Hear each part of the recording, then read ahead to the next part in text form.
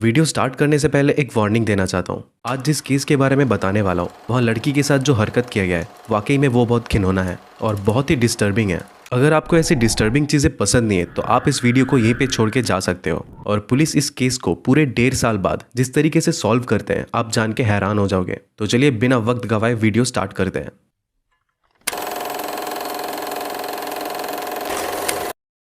साल 2007, तारीख 19 अक्टूबर, Colombia. Adria Castro नाम की एक 19 साल की लड़की अपनी बेस्ट फ्रेंड कार्डोना के साथ लगभग रात के 10 बजे एस्टेडियो तोमास नाम के एक बेसबॉल पार्क से बेसबॉल मैच देख के अपनी घर लौट रही थी। कार्डोना का घर स्टेडियम से ज्यादा दूर नहीं था, लेकिन एड्रिया का घर स्टेडियम से 3.9 किलोमीटर दूर लॉस एंजल्स में था। स्टेडियम से दोनों का घर का रास्ता कुछ इस तरीके का था। इस पॉइंट से कार्डोना अपने घर की तरफ चली जाती है और एंड्रिया स्ट्रेट अपने घर की तरफ। फिर रात के 12:30 बज जाते हैं, लेकिन एड्रिया अपने घर नहीं पहुंचती है।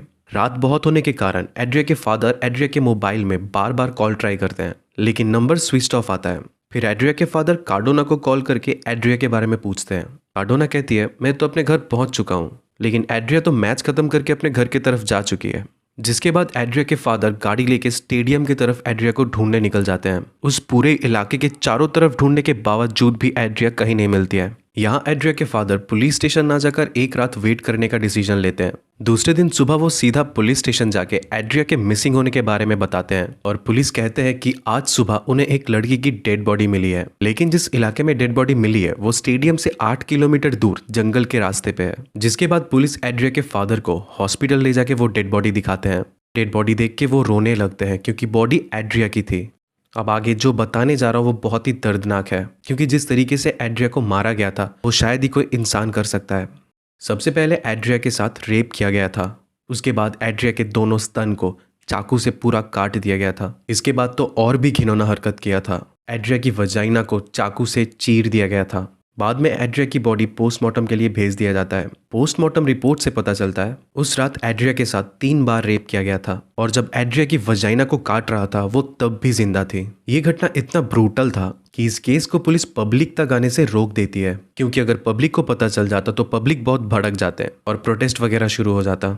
इसके बाद पुलिस इस केस के ऊपर सीक्रेटली इन्वेस्टिगेशन करना शुरू कर देते हैं। पुलिस स्टेडियम जाके सीसीटीवी फुटेज निकालते हैं जहाँ क्लियरली देखा गया था एड्रिया और कार्डोना को एक साथ स्टेडियम से बाहर निकलते हैं।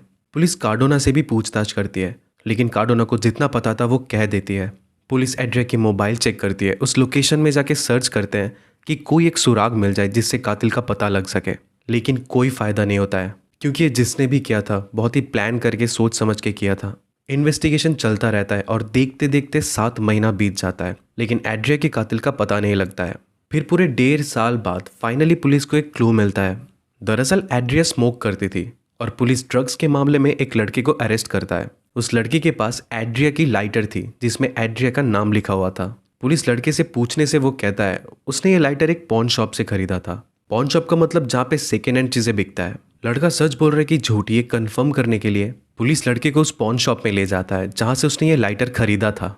पॉन शॉप में अगर आप कोई भी सेकेंड हैंड चीजें बेचते हो तो आपका डिटेल्स यानी कि नाम, फोन नंबर, एड्रेस वगैरह ले लिया जाता है। तो पॉन शॉप में जाके पूछताछ करने से पता चलता है जिसने ये लाइटर बेचा था उसने अपना फेक डिटेल्स दिया था, मतलब कि इस नाम का कोई भी बंदा एग्जिस्ट नहीं करता है और फोन नंबर, एड्रेस भी गलत है। अब पुलिस को बस इस लाइटर के मदद से कातिल को पकड़ना था, यानी कि घास के ढेर में सुई ढूंढने के बराबर। लेकिन पुलिस को अब इतना तो पता चल चुका था कि ये कोई सीरियल किलिंग नहीं है, क्योंकि पिछले 1.5 सालों में ऐसा कोई भी केस दोबारा नहीं हुआ है। और ये मर्डर जिसने भी किया है वो एड्रिया को पहचानता था, क्योंकि अगर कोई अनजान आदमी करता तो वो मैक्सिमम रेप करके छोड़ देता या फिर सिंपली मार देता। उसे बुरी तरीके से मार के उसके ऊपर ऐसे गुस्सा नहीं निकालता। इसके बाद इस केस को सॉल्व करने के लिए इसे एक बहुत ही एक्सपीरियंस्ड ऑफिसर को दे दिया जाता है, जिसके बाद वो ऑफिसर इस केस को स्टडी करता है और इस केस को सॉल्व करने के लिए एक बहुत ही शानदार तरकीब निकालता है। लेकिन इस तरकीब से कातिल को पकड़ने का चांसेस बहुत ही कम था। दरअसल वो ऑफिसर एड्रिया की तरह हूबहू दिखने वाली जेनी नाम की एक लड़की को ढूंढता है और उसको कहा जाता है कि तुम्हें कुछ महीने एड्रिया के घर में रुकना है, जैसे कि वो घर तुम्हारा ही है,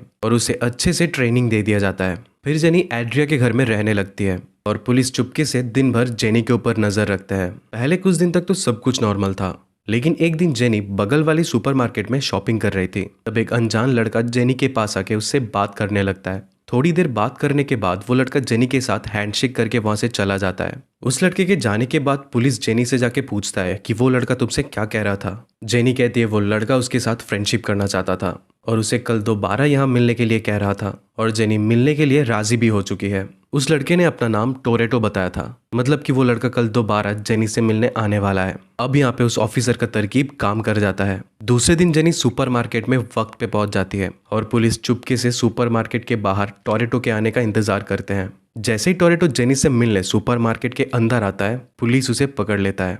टोरेटो को पुलिस स्टेशन ले जाके पूछताछ करने से एक बहुत ही खतरनाक चीज पता चलता है। असल में टोरेटो एड्रिया की बेस्ट फ्रेंड कार्डोना का बड़ा भाई है, जो कि अपने अंकल के साथ रहता है। उसके बाद टोरेटो का डीएनए टेस्ट करवाया जाता है।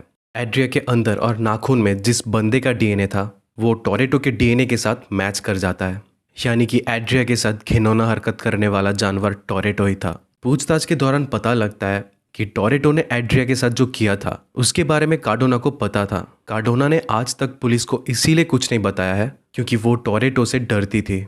दरअसल टोरेटो हमेशा ही कार्डोना को मोलेस्ट किया करता था और टोरेटो के पास कार्डोना की कुछ नंगी तस्वीरें और वीडियोस थे, जिससे वो कार्डोना को ब्लैकमेल किया करता था कि अगर उसने कभी भी किसी को कुछ भी बताया तो वो सारे फोटोज और वीडियोस पब्लिक में लीक कर देगा।